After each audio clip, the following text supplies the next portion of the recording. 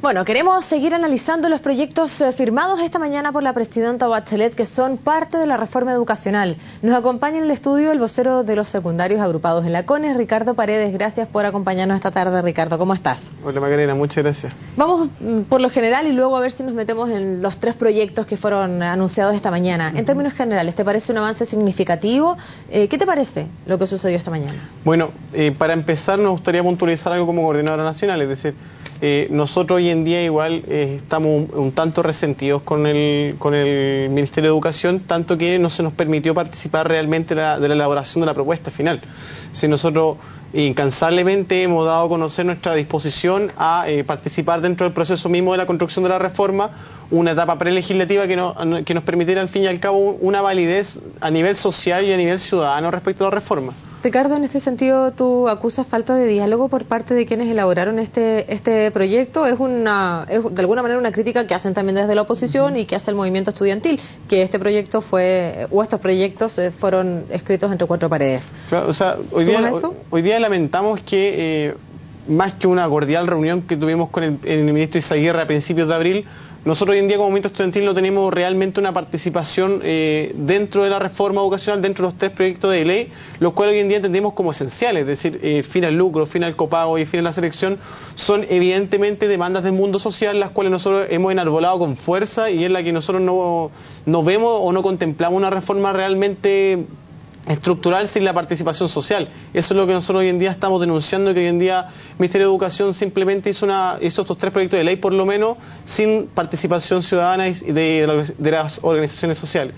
¿Eso basta para no comulgar con lo que se postula en estos tres proyectos? Para nada, no, es decir, aquí nosotros, claro, hacemos un punto y aparte, es decir, si bien no participamos de la propuesta, nosotros hoy en día también puntualizamos que, como bien te iba diciendo, que estos tres proyectos de ley tienen que entrar a un análisis de la Coordinadora Nacional en su conjunto, ya que entendemos que son tres proyectos de ley que van a la defensa, por lo menos en lo término teórico, de la educación pública, en la cual nosotros también tenemos que ir a poner matices. Es decir, hoy en día, respecto a las pautas que se dan a conocer de parte del Ministerio, nosotros todavía tenemos muchas y serias dudas respecto a lo que va a ser el financiamiento, específicamente el copago y el lucro.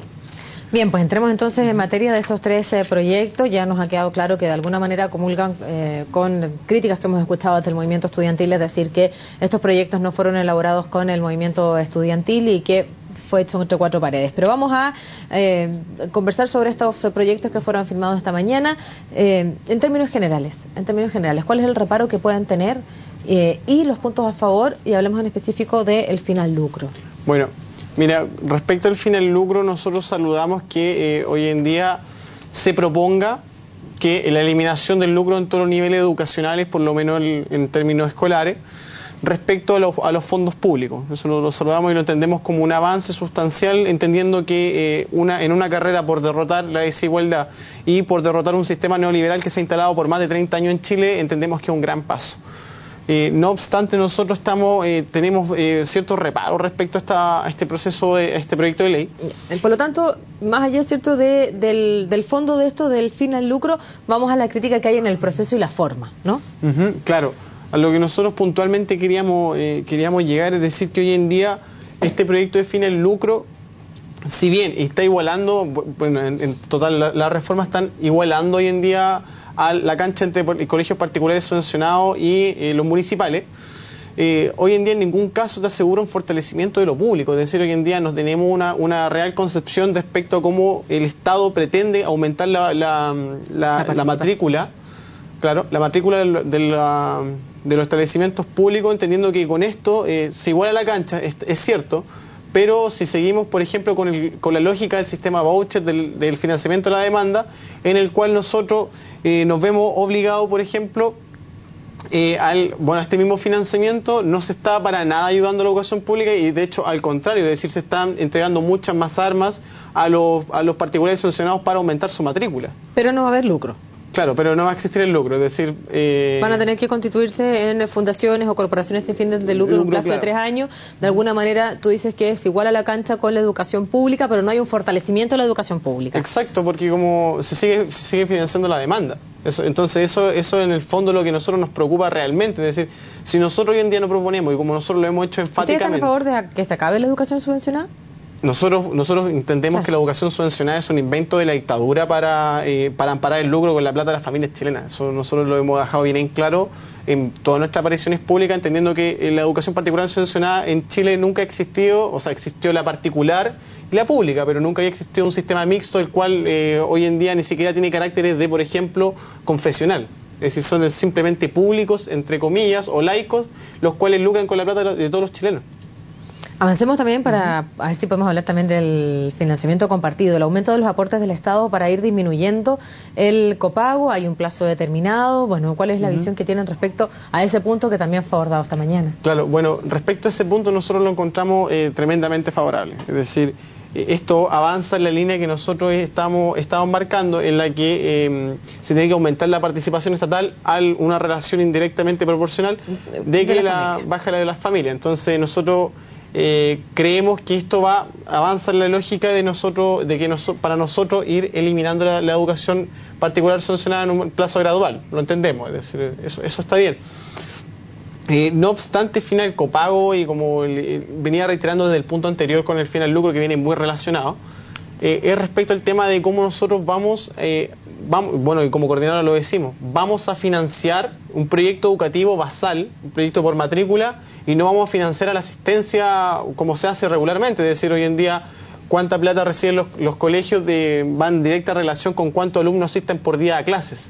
Entonces, eso obviamente en los liceos públicos tiene un impacto mayor, porque hoy en día los liceos públicos son los que presentan mayor inasistencia a clases por día, obviamente por factores de vulnerabilidad social, los cuales son muy conocidos dentro de los quintiles más bajos de este país, y que obviamente la educación pública hoy día cumple un rol importante, el cual es el rol social de albergar a las familias y a los estudiantes más vulnerables de Chile. Hay una crítica, y te lo comentaba antes de iniciar la entrevista, en tu cuenta de Twitter, donde dice la inexistencia, estamos hablando de lo que tú indicas, claro, es mayor en liceos públicos por su composición social, entre comillas, y usando un modismo, no por flojos, digamos, ¿cierto? Mal que se castigue con menos recursos por aquello. Por lo tanto, eso es uno de los puntos que ustedes van a tener especial acento, ¿no? Claro, especial acentuación, ya que entendemos que y como te lo iba diciendo durante toda la entrevista, es decir, hoy en día no vemos una clara disposición del gobierno respecto a pronunciarse a favor de una educación la cual comprenda como un derecho social, sino que hoy en día sigue con la lógica del voucher, del financiamiento de la demanda, lo que al fin y al cabo nos ha llevado al mismo sistema en que estamos hoy en día. Entonces,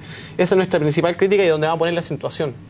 Avancemos para ver si podemos hablar también de otro de los anuncios que ha sido el fin de la selección escolar, donde se va a prohibir que establecimientos educacionales con financiamiento público apliquen la selección, y también se hace una distinción con lo que va a pasar con aquellos establecimientos llamados los establecimientos emblemáticos, que van a tener este estatuto especial. Claro. ¿Con qué sensación se quedan una vez conocido eso? Bueno, como primera cosa, un gigantesco avance que por lo menos en lo teórico el Ministerio de Educación hoy día se plantee que la selección no puede existir, ¿sí? Tanto por medio de dinero, de formas de pago, por meritocracia, y a la vez por otro tipo de cosas, por ejemplo libretas de matrimonio y otros que también se piden mucho, sobre todo en los liceos confesionales. Saludamos esa actitud.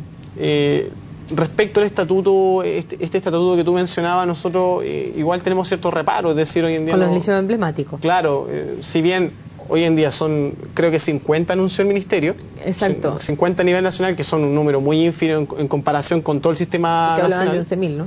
Claro.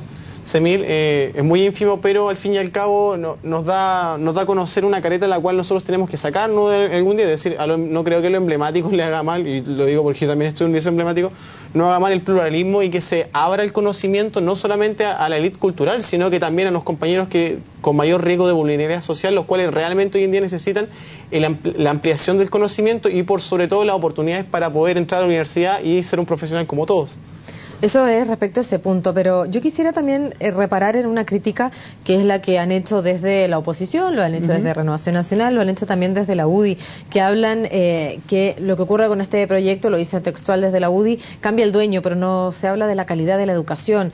También habla lo mismo el senador Alaman, indica que aquí no hay ¿cierto?, una referencia a la calidad de la educación. ¿Es parte de las críticas que ustedes realizan? Bueno, yo creo que, y de hecho tiene que ser un debate público y nacional, respecto a mejorar la calidad de la educación. Yo no sé a qué se referirá la oposición o el señor Alaman al referirse de que no se hace referencia a la educación cuando hoy en día, ante este sistema particular sancionado que controla el 64% actualmente de la matrícula estudiantil, lo único que ha hecho ha sido empeorar la calidad de la educación. Entonces yo no sé bajo qué argumento o bajo qué se atiene, entendiendo que lo público puede entregar peor calidad. Entonces, bajo ese argumento nosotros, desde la CONE somos unos fieles convencidos de que hoy en día, a la vez de que nosotros aumentamos la participación estatal, no solamente financieramente, es decir, sino de especialización y de logística, se va a poder conseguir y aumentar progresivamente una nivelación hacia arriba de todos los liceos, y lo que nos permite al fin y al cabo mejorar la calidad de manera gradual, pero por sobre todo entre todos los estudiantes de la educación chilena. ¿Tú crees que estos proyectos apuntan a mejorar la calidad? Bueno, para empezar, el financiamiento y la selección son temas muy importantes dentro de lo que es la calidad de la educación. No la comprendamos simplemente como la relación de aprendizaje docente-alumno, sino que simplemente también tiene que haber un tema de infraestructura, también tiene que haber el tema de docentes preparados, también tiene que estar el tema de la multiculturalidad que exista dentro del mismo salón de clase, que no puede ser un elemento sesgado, porque así estaríamos formando cierto tipo de gente en cierto tipo de liceos, ¿entiende? Entonces eso es lo que nosotros tenemos que ir a evitar. Bajo esta misma premisa nosotros también pensamos en una nueva ley de recuperación de la educación pública, por ejemplo, respecto a este mismo tema, que se proponga fortalecer todas las áreas de la vida estudiantil en pos de una mejor calidad de la educación. ¿Y qué pasa con, la última pregunta, yo sé que estamos en el tiempo, pero qué pasa con estas ideas que de alguna manera en el movimiento tienen ustedes, cierto, o en la coordinadora, en conversación con el movimiento estudiantil, si es que sienten que de alguna manera los proyectos no son elaborados con la participación del movimiento estudiantil, como ha pasado con estos proyectos, de acuerdo a la crítica que realizan? Bueno, nosotros ahí tenemos que también sentarnos a conversar de manera mucho más profunda y mucho más sincera. Es decir, si pese a todo lo que nosotros anunciamos desde que el gobierno de la nueva mayoría entró, de que nosotros queríamos participar, de que nosotros teníamos la plena disposición y una voluntad política al diálogo tanto con el Ministerio de Educación como con la mismísima presidenta, nosotros hoy en día vemos que si esto no se nos está tomando en cuenta y simplemente es para la foto, nosotros yo creo que ahí deberíamos sentarnos a conversar de una manera más profunda respecto a cómo van a ser nuestras relaciones con el gobierno. Es decir, esto no puede ser un cheque en blanco en ningún caso para ningún gobierno en realidad. Pero haber presentado estos tres proyectos sin haber conversado con ustedes que han instalado de alguna manera el tema de la educación con las manifestaciones que han hecho en la calle, o cómo se ha llevado adelante y cómo se ha organizado el movimiento estudiantil, de alguna manera deja una herida en la relación que tienen con el Mineduc. No sé si hablar de heridas tampoco, pero evidentemente es un alejamiento por parte del Ministerio, el cual no nos parece positivo. Bien, pues nos quedamos con eso. Ricardo, gracias por acompañarnos esta tarde en CNN Chile. Muchas gracias a ti.